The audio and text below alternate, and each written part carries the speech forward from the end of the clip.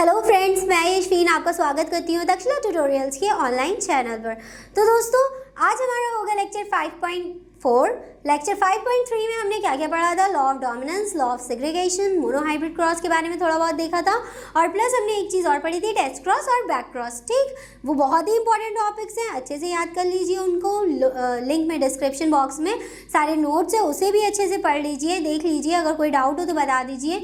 चलिए आज का लेक्चर शुरू करते हैं। आज का लेक्चर होगा 5.4, जिसमें हम पढ़ेंगे सबसे पहले एक छोटा सा टॉपिक है, ज़्यादा बड़ा टॉपिक नहीं है, पनिट की चौखाने की विधि, पनिट स्क्वायर, और इसको एक और नाम से भी बुलाते हैं चेकर बोर्ड मेथड। ठीक, also known as the checker board method.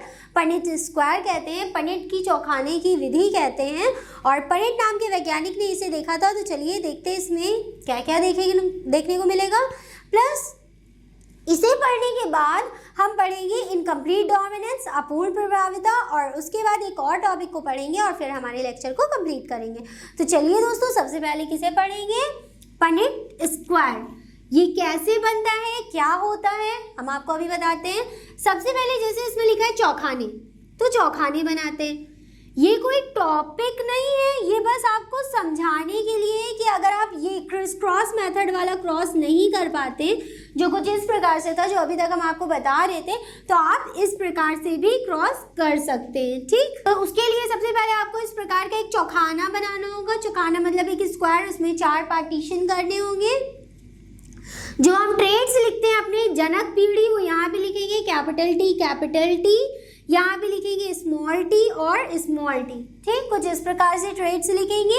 फिर एक को मान लेंगे मेल, एक को मान लेंगे फीमेल। ये वाला क्या है? डोमिनेंट है। ठीक, पता है ना, ये डोमिनेंट है। और ये वाला क्या है? रिसेसिव है, यानी कि अप्रबल है। ये अप्रबल है, ये प्रबल है। प्लस डोमिनेंट के साथ साथ ये क्या है? टॉल है, मतलब लंबा है। और ये क्या है? डॉर्फ है, मतलब बौना है। इंग्लिश में लिखिए या हिंदी में लिखिए, कोई बात नहीं, डिपेंड्स ऑन यू कि आप किस में ज़्यादा कंफर्टेबल हो। आप हिंदी लिखना चाहो तो आप हिंदी भी लिख सकते हो।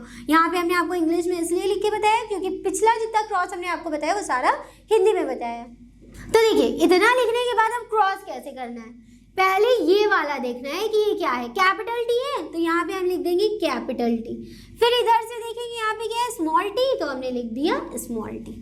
फिर ऊपर से देखेंगे कैपिटल टी, फिर इधर से देखेंगे यहाँ पे क्या है? Small T. ठीक, अब ऊपर से देखिए कैपिटल टी है, इधर से देखिए स्मॉल टी।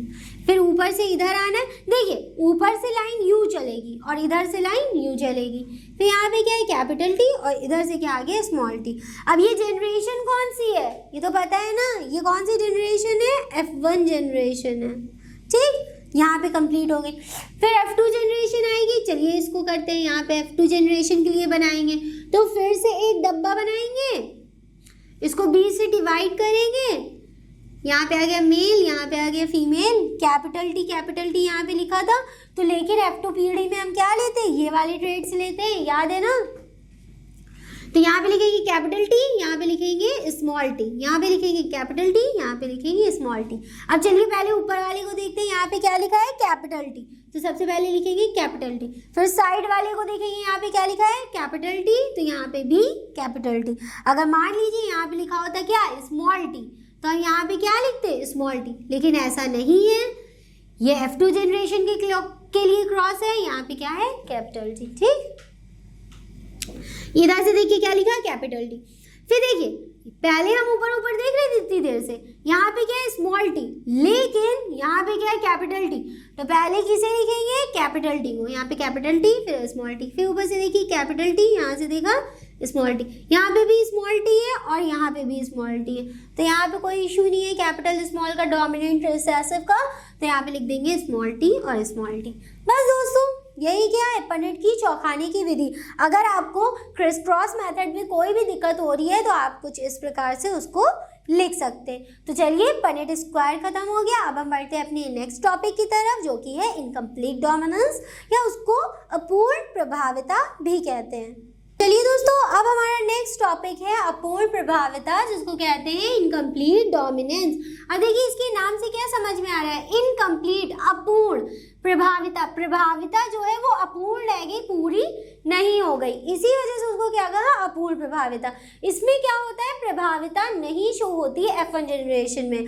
हमने अभी तक क्या पढ़ा कि जो F1 पीढ़ी थी उसमें हमेशा प्रबल लक्षण क्या करता था, अपने आप को प्रकट करता था। लेकिन इस केस में क्या होता है कि प्रबल लक्षण अपने आप को प्रकट नहीं करता है, कोई दूसरा ही लक्षण अपने आप को प्रकट करता है। ऐसा कैसे, तो चलिए पहले हम आपको इसको पढ़ के बताएंगे, इसको समझाएंगे और उसके बाद इसका एग्जाम्पल दिखाएंगे। जब किसी लक्षण के दो तुलनात्मक रूपों के मध्य संकरण कराया जाता है तो F1 पीढ़ी में केवल प्रभावी लक्षण स्वयं को प्रकट करता है। यहाँ तक के तो हमने पढ़ा था अभी तक, ठीक। अब यहाँ से पढ़िए किंतु क्या होता है कि अपवाद स्वरूप कुछ परिस्थितियों में ये प्रभावी लक्षण संपूर्ण रूप से प्रकट नहीं हो पाता। इस परिघटना को अपूर्ण प्रभाविता कहते हैं। मतलब जो हमने पढ़ा था कि प्रभावी लक्षण अपने आप को प्रकट करता है, तो अपूर्ण प्रभाविता में क्या होगा, वो प्रभावी लक्षण अपने आप को प्रकट नहीं कर पाएगा। ऐसा कैसे, अब चलिए इसका एग्जाम्पल देखते हैं जो कि बहुत ज़्यादा इंपॉर्टेंट है। अगर अपूर्ण प्रभाविता आती है तो आपको इसका एग्जाम्पल भी लिखना होगा और प्लस इसका उदाहरण देना होगा, एग्जाम्पल, और इसकी थ्योरी सब कुछ लिखनी होगी। चलिए इसके एग्जाम्पल में हम लिखेंगे कैपिटल आर और कैपिटल आर, स्मॉल आर और स्मॉल आर। अब देखिए ये क्या है और ये क्या है, इसको समझेंगे। ये है फ्लावर, ठीक, फ्लावर मतलब फूल, वो भी रेड कलर का फूल, ठीक। ये किस कलर का फूल है, रेड कलर का फूल है। और ये वाला है वाइट कलर का फूल, वाइट फ्लावर। अब दोस्तों देखिए ये हो गया रेड फ्लावर जो कि किससे डिनोटेड है, कैपिटल आर से। ये वाला है वाइट फ्लावर जो कि किससे डिनोटेड है, स्मॉल आर और स्मॉल आर से। अब हम इनके बीच क्या कराएंगे, संकरण कराएंगे। और एक और बात, ये क्या है, डोमिनेंट है, ये क्या है, प्रबल है, क्या है, अप्रबल है। कौन सा लक्षण है ये, अप्रबल है, और ये प्रबल है, अप्रबल, ठीक। अब देखिए इनके बीच क्रॉस कराने के लिए पहले इसका गैमेटोजेनेसिस, इसका, फिर इसका, ऐसे करके हम लोग करते हैं ना, लेकिन इसमें ऐसा कुछ नहीं करेंगे। आप चाहे तो वैसा कर सकते हैं, कोई वो नहीं है, वो भी सही है, वैसे भी कर लिए, लेकिन डायरेक्ट इस प्रकार से कर देंगे तो हमको ज़्यादा सुविधा हो जाएगी। यहाँ पे क्या लिखेंगे, कैपिटल आर और स्मॉल आर। अगर वैसे करके करते जैसे हमने किया है, बताया है आपको, तब भी सारे यही तो निकलते, कोई नया तो निकलता ना। सारे क्या होते, कैपिटल आर और स्मॉल आर। जैसे वहाँ पे कैपिटल टी स्मॉल टी थे, वैसे यहाँ पे कैपिटल आर और स्मॉल आर सारे निकल आते। तो चलिए ये क्या हुआ, अब यहाँ पे क्या था, रेड फ्लावर था, और यहाँ पे क्या था, वाइट फ्लावर था। अब दोस्तों अगर ये दोनों कलर है, ठीक, इन दोनों कलर को अगर हम मिलाएंगे तो कौन सा कलर बनता है, मतलब अगर हम एक रेड कलर और एक वाइट कलर को मिलाते हैं तो कौन सा कलर बनता है, पिंक कलर, ठीक, पिंक कलर बनता है ना। तो पिंक कलर के फ्लावर, ये वाला क्या होगा, इसका कैरेक्टर पिंक ही तो होगा, कलर के फ्लावर बन गए पिंक। अब देखिए प्रबलता का नियम हमसे क्या कहता है कि F1 जनरेशन में, ये कौन सी है, F1 ही पीढ़ी तो है, F1 जनरेशन में सारे प्रबल कैरेक्टर होते हैं। तो यहाँ तो रेड शो होना चाहिए था ना, पिंक क्यों शो हो गया, रेड होना चाहिए था। यहाँ पे रेड ना होगी, पिंक है, इसीलिए इसको क्या कहते हैं, अपूर्ण प्रभाविता। क्योंकि जो प्रभावी लक्षण है, मतलब रेड कलर है, वो तो यहाँ शो नहीं हुआ। जबकि इससे पहले हमने कैपिटल टी और स्मॉल टी वाले में देखा था, इसको तो हमने टॉल कहा था, लंबा कहा था इसको, तो इसको रेड क्यों नहीं कहा, क्योंकि ये फ्लावर की बात है, वो तने की लंबाई की बात थी। ये क्या है, फूल की बात है। फूल अलग अलग कलर के होते हैं, पिंक कलर का भी देखा होगा आपने, रेड कलर का भी देखा होगा रोज, और वाइट कलर का भी देखा होगा, पिंक कलर के भी रोज होते हैं। तो ये यहाँ पे बात आ गई कलर की। और नॉर्मली बेसिस पे अगर हम जब रेड कलर और वाइट कलर को मिलाते हैं, जब इन दोनों का संकरण हुआ तो कौन से कलर के पौधे बने, पिंक कलर के पौधे बने। इसीलिए इसको अपूर्ण प्रभाविता कहते हैं, क्योंकि प्रभाविता जब शो ही नहीं हुई तो कैसी प्रभाविता, इसीलिए कौन सी प्रभाविता हो गई, अपूर्ण प्रभाविता। तो चलिए यहाँ पे पिंक कलर के फ्लावर बन गए। अब यही वाला हम कहाँ लेके जाएंगे, F2 जनरेशन में। चलिए यहाँ पे F2 जनरेशन भी कर लेते हैं। F2 जनरेशन के लिए चलिए हम बनाते हैं चेकर बोर्ड वाला मेथड, ठीक, जो अभी हमने आपको बताया है, दोबारा क्लियर हो जाएगा। आप चाहे तो ये वाला मेथड कर सकते हैं या क्रिस क्रॉस वाला मेथड कर सकते हैं। हमने आपको दोनों इसीलिए बता दिए ताकि आपको जो सा इजी लगे। आप कैपिटल टी स्मॉल टी वाले में भी ये वाला कर सकते हैं, ठीक। यहाँ पे लिखेंगे कैपिटल आर, यहाँ पे स्मॉल आर, यहाँ पे कैपिटल आर, यहाँ पे स्मॉल आर। कैसे, पिंक फ्लावर लेंगे ना F2 जनरेशन में, पिंक ही फ्लावर तो जाएंगे। इधर से क्या आया, कैपिटल आर, इधर से क्या आया, कैपिटल आर। फिर ऊपर वाले को देखो, यहाँ स्मॉल आर है तो क्या पहले स्मॉल आर लिखेंगे, यहाँ पे क्या है कैपिटल और यहाँ पे क्या है स्मॉल। किसको पहले लिखेंगे, कैपिटल वाले को ना, ध्यान रखिएगा ये बात, कैपिटल वाले को पहले लिखेंगे। यहाँ पे कैपिटल आ रहे हैं, यहाँ पे स्मॉल आ रहे हैं, पहले कैपिटल फिर स्मॉल। यहाँ पे स्मॉल आ रहे हैं, इधर देख लीजिए यहाँ पे कैपिटल तो नहीं, यहाँ पे भी क्या है स्मॉल आ रहे हैं, तो क्या होगा स्मॉल आर स्मॉल आर। अब दोस्तों चलिए एक मेन काम करते हैं, इसके ट्रेड देख के इसके लक्षणों का पता लगाते हैं। कैपिटल आर ये क्या है, रेड कलर का फ्लावर है, तो ये क्या है, रेड कलर का फ्लावर है। ये कौन सा कलर है, पिंक। कैसे, ये देखिए इधर से देखिए क्या कलर है, पिंक है। ये कौन सा कलर है, पिंक है ना। और ये क्या है, वाइट है। ये देखिए क्या निकला, ये वाइट कलर। देखिए जब हमने एक रेड कलर का फ्लावर और एक वाइट कलर के फ्लावर का संकरण कराया, मतलब ये कौन सा संकरण हुआ, पर परागण। जब इनका पर परागण कराया तो इसमें कैसे पौधे निकले, पिंक फ्लावर। अब इन्होंने क्या किया, खुद से स्वपरागण कर लिया। इन दोनों पिंक फ्लावर्स का जब संकरण हुआ तो कैसे फूल बने, एक रेड बना, दो पिंक बने और एक वाइट बने। तो इसका रेशियो क्या आएगा, मतलब हम रिजल्ट किस प्रकार का लिखेंगे, 1:2:1, ठीक, 1:2:1। ये इसका जीनोटिपिक रेशियो।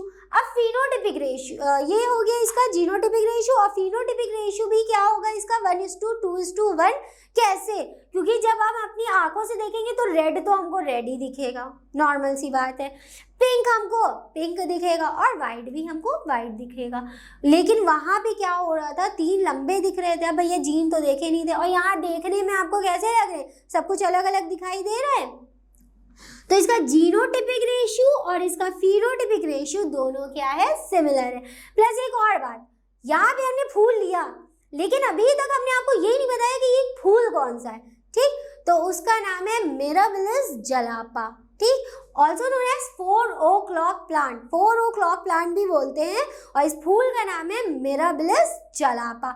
इसको हिंदी में भी मिराबिलिस जलापा ही बोलेंगे क्योंकि ये साइंटिफिक नेम है इसका।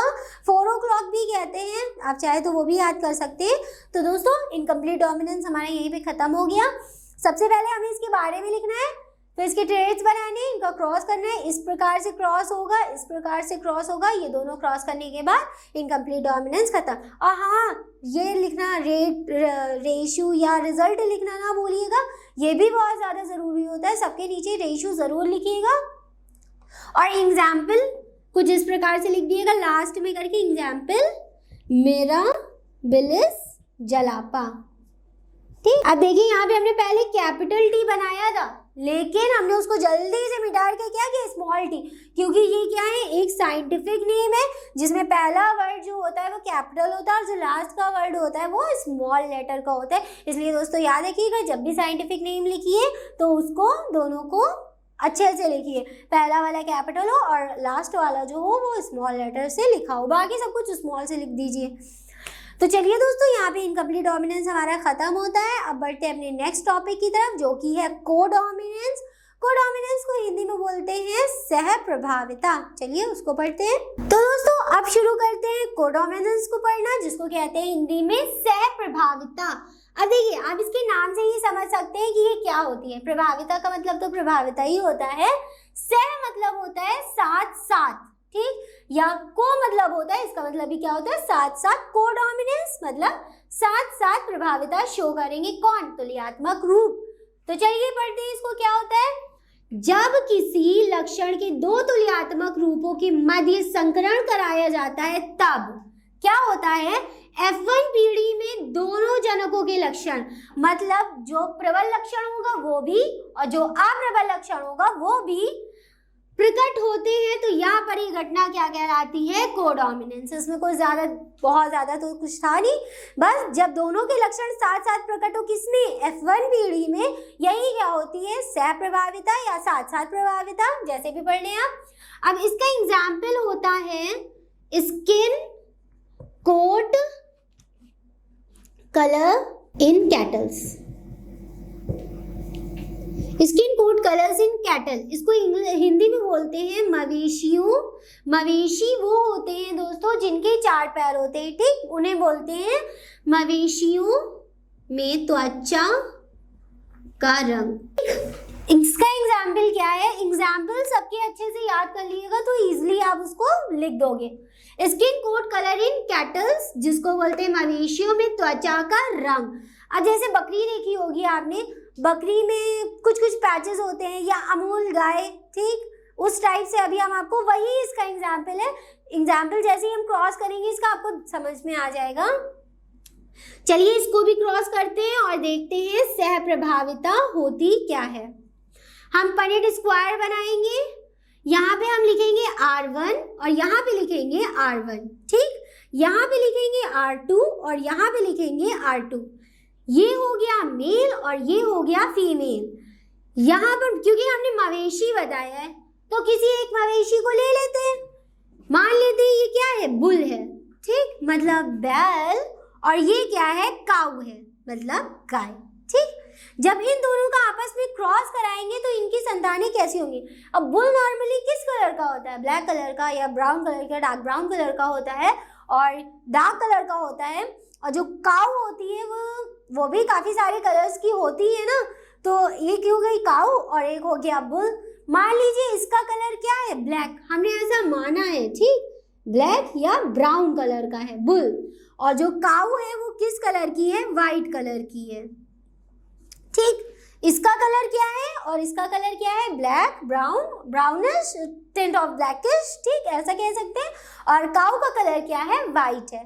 चलिए इन दोनों का क्रॉस कराते हैं तो देखते हैं इनकी जो संतति होंगी उनका कलर क्या आएगा।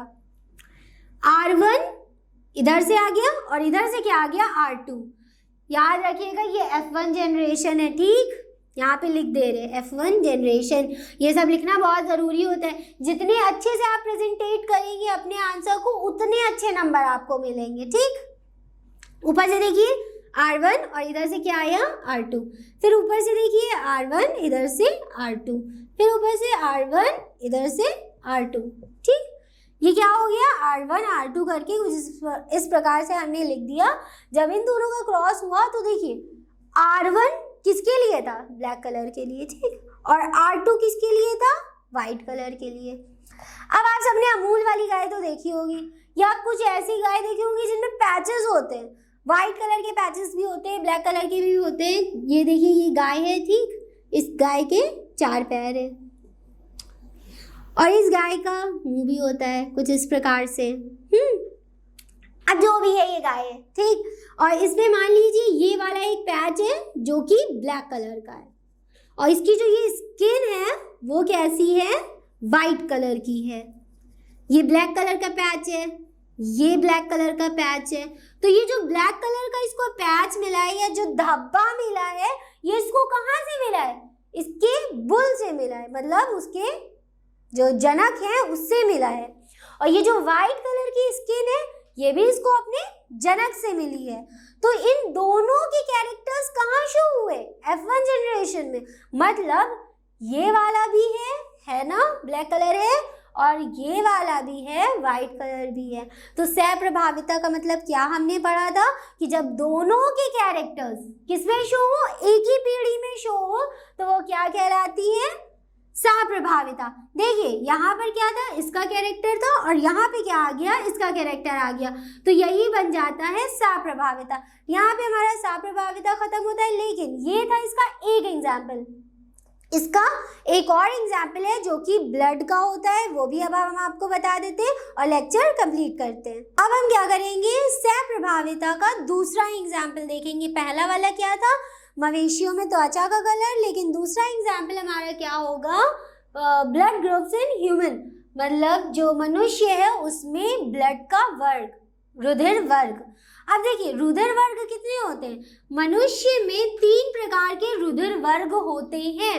रुधिर वर्ग होते हैं मतलब एक ए होता है, एक बी होता है और एक ओ होता है, और ए बी के मिलने से क्या बन जाता है, ए बी ब्लड ग्रुप। ठीक, यही वाले को हम सहप्रभाविता में दर्शाएंगे।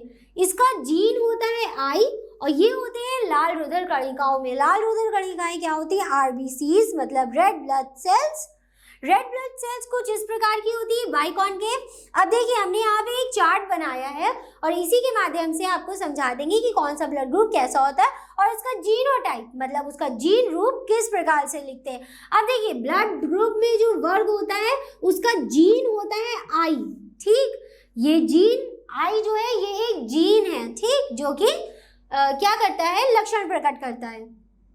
अब देखिए यदि ब्लड ग्रुप हमारे पास क्या है, ए, तो इसके पास एंटीजन होगा ए। एंटीजन को बोलते हैं प्रतिजन और एंटीबॉडी को बोलते हैं प्रतिरक्षा, जो कि हमारा प्रतिरक्षा तंत्र होता है। और इसके पास एंटीबॉडी होती है बी और इसका जीनोटाइप होता है आई ए या हो सकता है आई ए और आई ओ। अब दोस्तों यहाँ पे एक बात आती है कि हम सब ऐसे ही कहते हैं कि ए वाले ब्लड ग्रुप को बी का ब्लड ग्रुप नहीं चढ़ा सकते, मतलब अगर किसी मनुष्य का ए ब्लड ग्रुप है तो क्या हम उसको बी ब्लड ग्रुप चढ़ा सकते हैं, नहीं। बी ब्लड ग्रुप का रुधिर दे सकते हैं, नहीं दे सकते ना। क्यों नहीं दे सकते, इन्हीं एंटीजन और एंटीबॉडी की वजह से। क्योंकि क्या होता है, ए ब्लड ग्रुप के पास जो एंटीजन होता है वो तो ए होता है, तो ये खाली ए वाले को पहचानेगा, बी वाले या सी वाले या ओ वाले को नहीं पहचानेगा। ठीक, तो देखिए इसके पास क्या है, एंटीबॉडी बी होती है। जैसे ही ये किसी और को देखता है ये तुरंत उसको मार देता है। ठीक, एंटीबॉडीज क्या काम करती है, हमारी बॉडी में एज अ एवेंजर्स वर्क करती है। एवेंजर्स मतलब वो जो हमारी बॉडी को बचा के रखते हैं, जैसे एवेंजर्स हमारी पूरी दुनिया को बचा रखते हैं, वो तो खैर फिल्म की बात है। वैसे ही जो एंटीबॉडीज होती हैं वो हमारी बॉडी की रक्षा करती हैं, इसीलिए इसको प्रतिरक्षा बोलते हैं। एंटीजन को प्रतिजन बोलते हैं। तो जो ए वाला ब्लड ग्रुप होता है इसके पास एंटीजन होता है ए और एंटीबॉडी होता है बी, तो ये बी वाले को नहीं पहचानता है। ठीक, तो बी वाला जैसे ही आएगा वैसे ही उसको मार देगा। इसीलिए कहते हैं कि ए वाला अगर ब्लड ग्रुप वाला व्यक्ति है तो उसको बी ब्लड ग्रुप नहीं चढ़ा देंगे। और ए वाले क्या होता है कि ए वाले का देते हैं, और इसका जीनोटाइप होता है आई ए और आई ओ। फिर आता है बी ब्लड ग्रुप की बात करें तो बी ब्लड ग्रुप के बाद एंटीजन होता है बी और एंटीबॉडी होता है ए। ये बी वाले को पहचानता है, ए वाले को नहीं पहचानता है। और इसका जीनोटाइप होता है आई बी और आई ओ, जैसे भी लिख सके। अब मान लीजिए आई बी है और आई ओ लिखा है तो ये कौन सा ब्लड ग्रुप है, बी ब्लड ग्रुप है। अगर मान लीजिए आई ए और आई ओ लिखा है तो ये कौन सा ब्लड ग्रुप है, ए ब्लड ग्रुप है। ओ को नहीं मानते, क्यों नहीं मानते अभी बताते हैं। ठीक, अब देखिए यहाँ पे है यहाँ पे है A B blood group. A B blood group के पास एंटीजन क्या होगा, ए भी होगा बी भी होगा, लेकिन इसके पास एंटीबॉडी नहीं होती है। तभी कहते हैं, एक चीज आपने बहुत फेमस सुनी होगी, ए बी यूनिवर्सल रिसीवर होता है। यूनिवर्सल रिसीवर क्यों, क्योंकि अगर किसी व्यक्ति का ब्लड ग्रुप ए बी है, ठीक, ए बी ब्लड ग्रुप है, तो वो ए वाले व्यक्ति से भी ब्लड ग्रुप ले सकता है और बी वाले व्यक्ति से भी ब्लड ग्रुप ले सकता है। क्यों, क्योंकि इसके पास एंटीबॉडी ही नहीं होती है। जब एंटीबॉडी नहीं होगी तो वो ए को भी अपना दोस्त मान लेगा और बी वाले को भी अपना दोस्त मान लेगा। इसी वजह से कहते हैं ए बी ब्लड ग्रुप जो होता है वो यूनिवर्सल रिसीवर होता है। वो किसी का भी ब्लड ग्रुप ले सकता है, वो ओ वाले से भी ब्लड ग्रुप ले सकता है, वो बी वाले से भी ब्लड ग्रुप ले सकता है, वो ए वाले से भी ब्लड ग्रुप ले सकता है। लेकिन चलिए इसकी तो बात हो गई और इसका सिर्फ एक जीनोटाइप बचता है ये। अब आखिरी में बात आती है ओ ब्लड ग्रुप की। ओ ब्लड ग्रुप के पास एंटीजन कोई नहीं होता है और एंटीबॉडीज उपस्थित होती हैं और इसका जो जीनोटाइप होता है वो आई ओ होता है।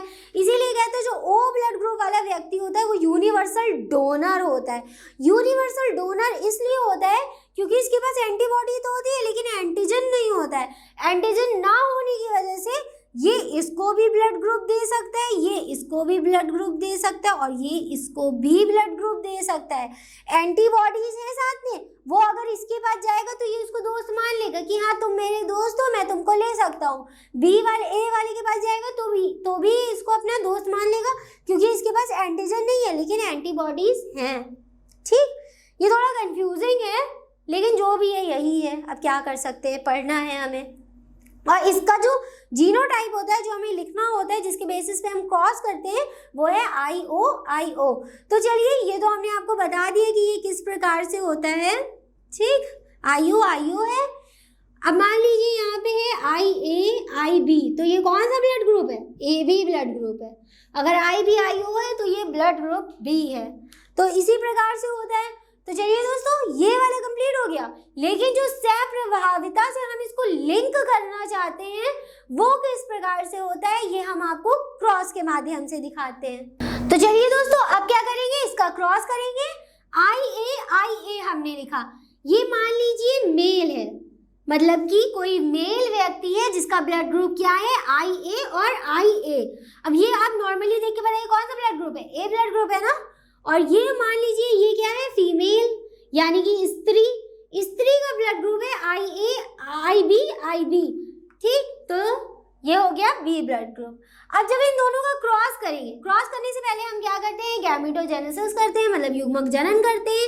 हम इसका डायरेक्ट क्रॉस कर देंगे। ये दोनों सेम जीन है, कितने ट्रेट्स बने, खाली एक ही तो बना, IA बन गया, ऐसा ले सकते हैं। फिर इधर से क्या है, IB। क्यों हमने खाली IB लिखा, हम चाहते तो इसको अलग लिखते, इसको अलग लिखते, इसको अलग लिखते, इसको अलग लिखते, फिर फर्दर उसमें बड़ा वाला क्रॉस करते, वही क्रिस क्रॉस वाला, या आप चाहे तो आप चेकर बोर्ड वाला भी क्रॉस कर सकते हैं। हम इसको डायरेक्ट क्रॉस कर देंगे क्योंकि हमें पता है रिजल्ट सेम आता है F1 जनरेशन में। इधर से आया IA और इधर से आया क्या, IB। यहाँ पे लिख दीजिए IA और यहाँ पे लिख दीजिए IB। इधर से क्या आया, IA और उधर से IB।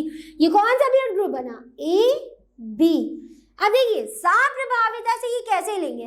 साप्रभाविता में हमने क्या पढ़ा था कि दोनों जनकों के कैरेक्टर F1 जनरेशन में साथ साथ आते हैं, मतलब पहली पीढ़ी में, प्रथम पीढ़ी में मेल के भी कैरेक्टर और फीमेल के भी कैरेक्टर दोनों साथ साथ आते हैं। तो इसमें देखिए यहाँ पर ये A ब्लड ग्रुप है और ये B ब्लड ग्रुप है। ठीक, तो इन दोनों के कैरेक्टर आए, ये हो गया, ये कहाँ से आया, इसकी मेल से, और ये कहाँ से आया, फीमेल से आ गया। तो इन दोनों के कैरेक्टर साथ साथ में शो हुए, तो बस इसी को क्या कहते हैं, साप्रभाविता। यहाँ पर हमारा साप्रभाविता भी कंप्लीट होता है। बस यहाँ पे एक और चीज लिख दी है, 100% AB ब्लड ग्रुप। ठीक, ब्लड ग्रुप को हिंदी में कहते हैं रुधिर वर्ग। अब यहाँ पे ये आ गया। ठीक, इसमें क्या होता है, मान लीजिए हम एक और प्रकार से इस पे क्वेश्चन बनता है कि एक माता का रुधिर वर्ग A है और एक पिता का रुधिर वर्ग B है। जब इन दोनों का आपस में संकरण होगा तो इनकी संतानों में इनका रुधिर वर्ग किस प्रकार से होगा। तो देख लिए, जिस प्रकार से क्वेश्चन बोले बस उसी प्रकार से, इसीलिए हमने आपको पहले डब्बे में सारे ट्रेड्स दिखा दिए थे। वहां से देख के आप इस तरीके से ट्रेड बनाइए, उनका क्रॉस कर दीजिए और जिस प्रकार से उनकी संतति निकले उस प्रकार से क्या किए, उसका आंसर लिख दीजिए, खत्म। तो दोस्तों यहाँ पे हमारा ब्लड ग्रुप का भी सेकेंड एग्जाम्पल खत्म होता है। आप चाहे तो पहला वाला एग्जाम्पल कर सकते हैं, आप चाहे तो ये वाला एग्जाम्पल कर सकते हैं, आपको जो इजी लगे वो वाला एग्जाम्पल साप्रभाविता में कर सकते हैं। लेकिन ब्लड ग्रुप पे अलग से भी एग्जाम्पल्स पूछे जाते हैं, क्वेश्चन आते हैं। जैसे कि मान लीजिए पूछ ले कि माता का ब्लड ग्रुप O है और पिता का ब्लड ग्रुप B है, तो इनकी संततियों में ब्लड ग्रुप का किस प्रकार से आप निर्धारण करेंगे।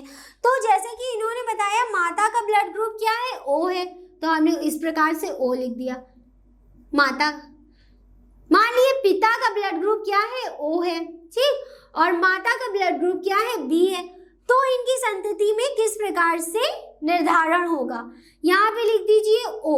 ठीक, दोनों सिमिलर है, यहाँ पे सिमिलर बनेगा, यहाँ पे भी सिमिलर बनेगा। तो इनकी प्रोजेनी में हम किस प्रकार से लिखेंगे, IB IO। अब यहाँ पे AB की जगह क्या ब्लड ग्रुप हो जाएगा, ये कौन सा हमने आपको बताया था, अगर IB/IO होगा तो ये कौन सा ब्लड ग्रुप है, बी। क्यों? क्योंकि ए के पास तो कोई एंटीजन है ही नहीं, तो ये बेचारा क्या शो करेगा, ये तभी शो करेगा जब ये इस कंडीशन में हो। कौन सी? होमोजाइगस कंडीशन में हो, समयुग्मजीय अवस्था में हो, IO हो। तो ये कौन सा ब्लड ग्रुप है, बी ब्लड ग्रुप है। ये किसकी तरह है, फीमेल की तरह है, मतलब अपनी माता की समान है। तो सारे बच्चों का ब्लड ग्रुप कैसा होगा, बी होगा। यहाँ पे ये बात खत्म होती है। अगर आपको कोई चीज़ में डाउट हो, इसमें कुछ ना समझ में आया हो, तो आप कांटेक्ट करके पूछ सकते हो, आंसर देंगे हम उसका। तो चलिए दोस्तों, ये वाला टॉपिक भी हमारा यहाँ पे ख़त्म होता है। तो दोस्तों, यहाँ पे हमारा लेक्चर कंप्लीट होता है। इस लेक्चर से रिलेटेड सारे नोट्स आपको नीचे डिस्क्रिप्शन बॉक्स में मिल जाएंगे। तो दोस्तों, आज के लिए बस इतना ही। मिलते हैं अपनी नेक्स्ट क्लास में। Thank you.